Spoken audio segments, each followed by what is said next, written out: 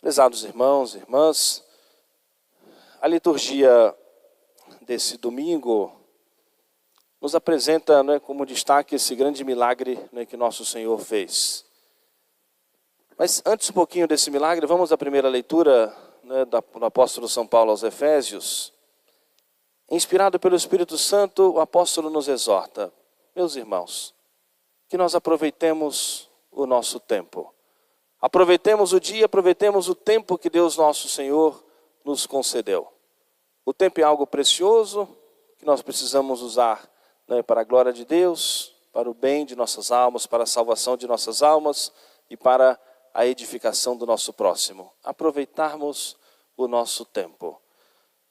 Nós aprendemos isso no catecismo e várias vezes eu repito isso. A razão, a finalidade para a qual nós estamos nesse mundo. Conhecer, amar e servir a Deus, para depois receber a recompensa no céu.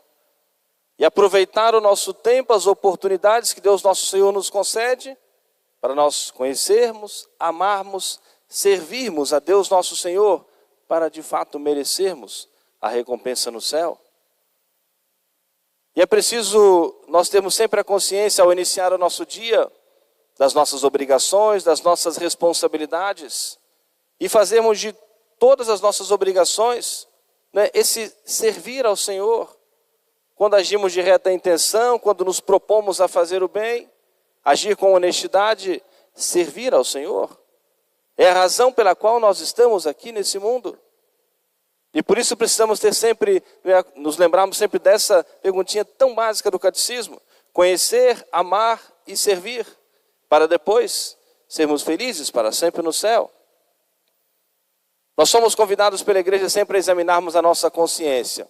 Ao término do nosso dia, ao rezarmos a nossa oração da noite, aquilo que nós fizemos durante o dia de bom ou mal. Se nós acertamos, agradecemos a Deus. Se erramos, pedimos a Deus o perdão. Mas essa é a grande pergunta também na hora do nosso exame de consciência. Se nós procuramos nesse dia, ao término do nosso dia, nos lembrarmos disso. Se nós buscamos a Deus, se nós procuramos servir a Deus, se nós procuramos amar a nosso Senhor, se nós agimos de reta intenção, com essa disposição de servir a nosso Senhor, de fazer a sua santíssima vontade. E a disposição geral da nossa vida é buscarmos fazer a vontade de Deus. Deus quer a nossa salvação, Deus quer a nossa santificação e concede a todos a graça suficiente necessária para a salvação, e é preciso sempre a nossa resposta à ação da graça de Deus. Aproveitarmos o nosso tempo. No Evangelho de hoje, temos esse milagre tão bonito que nosso Senhor realizou. Se aproximou de nosso Senhor um homem que não era dos discípulos de Jesus, mas ouvira falar desse Jesus que fazia milagres. Esse Jesus que era o Filho de Deus. O Evangelho não diz exatamente o tamanho, como era a sua fé, o quanto ele já acreditava propriamente em nosso Senhor, mas o certo é que não era dos discípulos de Jesus. Mas tinha uma necessidade urgente. O seu filho estava à beira da morte. Ele então soube que Jesus estava ali, foi correndo aonde estava nosso Senhor. Caminhou, ou seja, amanheceu o dia para se encontrar com nosso Senhor. E ele, ao se encontrar com Jesus, tem a oportunidade de estar com nosso Senhor, aproveitar aquele instante, aquele momento, aquele tempo que Deus proporcionou na sua vida. Ele fez um convite a nosso Senhor: Senhor, vinde à minha casa. O meu filho está à beira da morte. Muitos desistem diante do primeiro silêncio de Deus, ou da primeira resposta de Deus, que nem sempre é positiva aos nossos pedidos. Muitos desistem de fazer o seu pedido, a sua súplica, porque não recebem uma resposta imediata do Senhor. E talvez se insistissem um pouco mais, receberiam de nosso Senhor a graça. Mas desistem muito cedo e perdem a graça. Ou não respeitam, não esperam o momento, a vontade do Senhor. E nosso Senhor queria provar a fé daquele homem. E, de certa maneira, o repreendeu, o corrigiu, mas para educá-lo no caminho de fé. Se não virdes prodígios e milagres, não credes. Em outras palavras, nosso Senhor, de certa maneira, perguntando a ele: está buscando a mim porque só para a cura do seu filho? Comparado com a eternidade, isso é pouco. A razão pela qual nosso Senhor veio a esse mundo para algo maior, muito maior, que é a salvação da nossa alma. Muito mais do que a cura das nossas enfermidades, nos livrar dos problemas, dificuldades, dores temporais. A igreja jamais pode apresentar um Jesus, um fazedor de milagres, somente isso. Ou convidar as pessoas para somente buscar o milagre de nosso Senhor. Nós aprendemos assim da igreja a rezar. Todo pedido, toda súplica, toda oração, que seja feita à vontade dEle. Isso não pode ser só força de expressão para cumprir uma fórmula. Isso tem que ser de fato essa aceitação, essa serenidade do coração. Mesmo que muitas vezes seja difícil para nós, naquele momento, nós recebermos e entendermos que aquele não de Deus faz parte da sua vontade. Mas aquele homem não se ofendeu com a repreensão de nosso Senhor. E certamente teve um instante de reflexão. Mas com muita a ânsia daquele pai era tão grande pela cura do seu filho. E ele insistiu com nosso Senhor: Senhor, vinde logo, antes que meu filho morra. Todas as vezes que eu reflito nesse evangelho, eu penso que, em outras palavras, aquele homem dizendo para Jesus: Senhor, a gente resolve essas coisas depois, mas meu filho está morrendo e tem que ser rápido, né? Depois a gente resolve essa outra parte. Me dá a impressão desse homem ter falado um pouco nesse sentido. Ele disse: Senhor, vinde logo, antes que meu filho morra. E nosso Senhor gostou da insistência daquele homem. Do pedido repetido, insistente, né? Sincero. Ter passado por aquela primeira prova, sem desistir, sem ir embora. Às vezes pensar que Jesus foi ignorante com ele, né? Foi duro demais com ele. O que aconteceu em outros momentos do Evangelho. Quando Jesus falou, por exemplo, sobre a Eucaristia, a realidade da sua presença, que a sua carne seria comida, o seu sangue bebida. E muitos se afastaram de nosso Senhor. São duras demais essas palavras, quem as pode compreender? E se afastaram de nosso Senhor. Mesmo que não entendesse naquele momento, mas precisavam crer no Senhor. Estavam felizes porque Jesus multiplicou os pães, fez um milagre. Mas quando pede agora um ato de fé na sua palavra, sem ver propriamente ali o milagre, uma fé fragilizada, fraca, se afasta. E nosso Senhor repreendeu, corrigiu aquele homem, e agora lançou para ele um desafio, que é o desafio da nossa fé. Ele pediu que Jesus fosse à sua casa. Senhor, vinde logo, antes que meu filho morra. Em outras palavras, nosso Senhor dizendo: então você crê nisso? Então vai, o teu filho vive. Ele não foi presencialmente lá. Se ele acredita de fato em nosso Senhor, precisa crer na sua palavra. Se buscou a Jesus, entendendo, crendo que Jesus é o Filho de Deus e que só Deus pode fazer os milagres, precisava agora acreditar na sua palavra. Passou por aquela primeira provação, repreensão, e agora Jesus lançou para ele o desafio da fé. Então vai, o teu filho vive.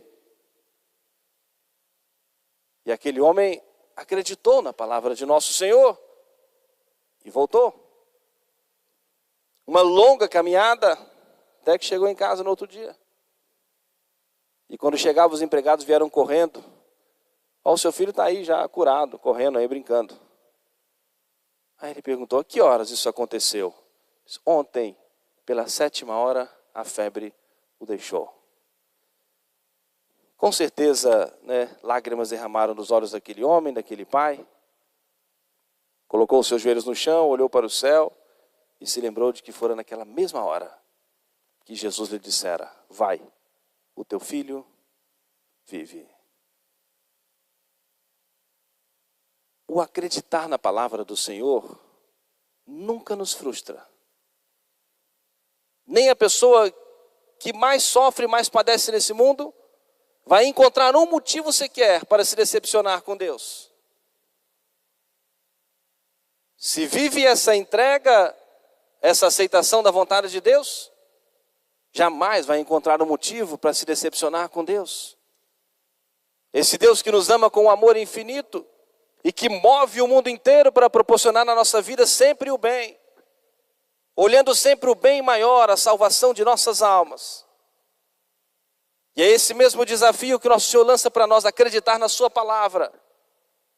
Tem confiança, eu venci o mundo, os teus pecados te são perdoados. Isto é o meu corpo, este é o cálice do meu sangue. Crermos na palavra do Senhor e pautarmos a nossa vida confiado nessa palavra, em verbo tuo domine, confiado na palavra do Senhor, como disse São Pedro, lançarei as redes.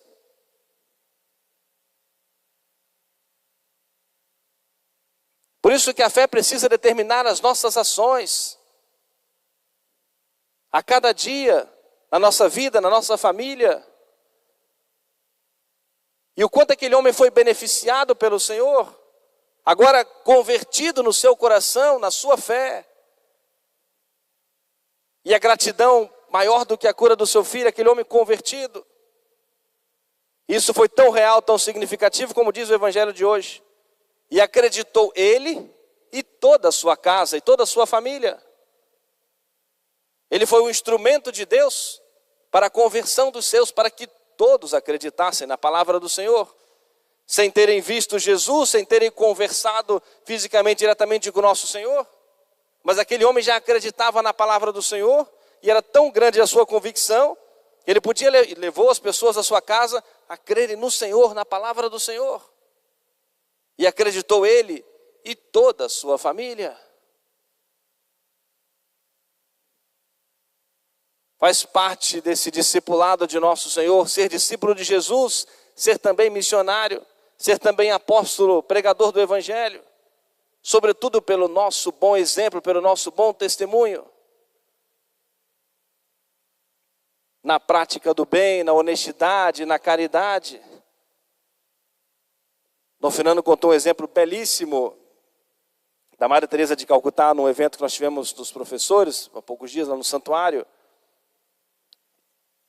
E uma vez questionaram a Madre Teresa de Calcutá, porque no seu trabalho de caridade, né, sobretudo na Índia, né, no mundo pagão, não era no mundo cristão, e o seu grande compromisso, né, de fazer o bem, de fazer a caridade, de testemunhar a bondade de Jesus. E ela citou um exemplo, que disse que não precisava de muitas palavras, né, para converter aqueles pagãos. Mas estava o exemplo. E ela contou o fato de que um dia ela estava cuidando de um enfermo, e ela cuidando dele, das feridas dele, né, dando com carinho, com atenção, e falando sobre Jesus. Que ele precisava conhecer Jesus, que Jesus era bom. E aquele homem então perguntou para ela, Jesus é bom como a senhora? Porque se ele for bom igual a senhora, eu quero conhecer Jesus. Se Jesus for bom com a gente, igual a senhora é com a gente, então eu quero conhecer esse Jesus. Ele disse, não, Jesus é muito melhor. Eu que tento seguir Jesus. Eu que tento imitar um pouquinho a bondade de Jesus. Jesus é muito melhor do que eu.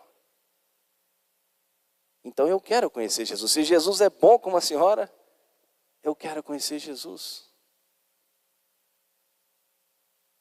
Aí podemos transportar isso para a nossa vida, né? Pelo nosso bom exemplo, pelo nosso testemunho, pela nossa vida cristã, né? pela vida da nossa família.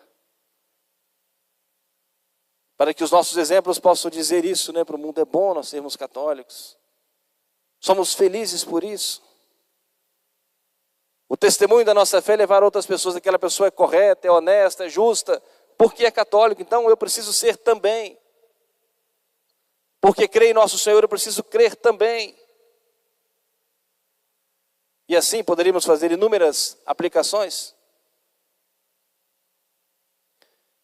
Vamos nós, prezados irmãos e irmãs, pedimos a proteção, a intercessão de Nossa Senhora Aparecida, Rainha e Padroeira do nosso Brasil, pelo fortalecimento da nossa fé, da nossa esperança, do nosso amor a nosso Senhor.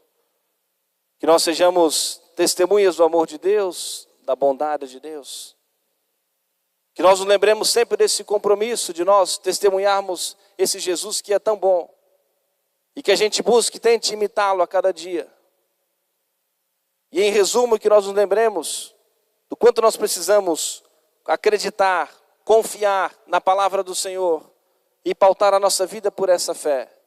E sobretudo, nos lembrarmos que em tudo na nossa vida, nós precisamos servir a Deus. É a razão pela qual todos nós estamos aqui. Conhecer, amar, servir a Deus neste mundo, para um dia gozarmos da felicidade no céu. Amém. Louvado seja nosso Senhor Jesus Cristo. Para sempre seja louvado. Ficamos todos de pé, juntos cantemos a nossa profissão de fé.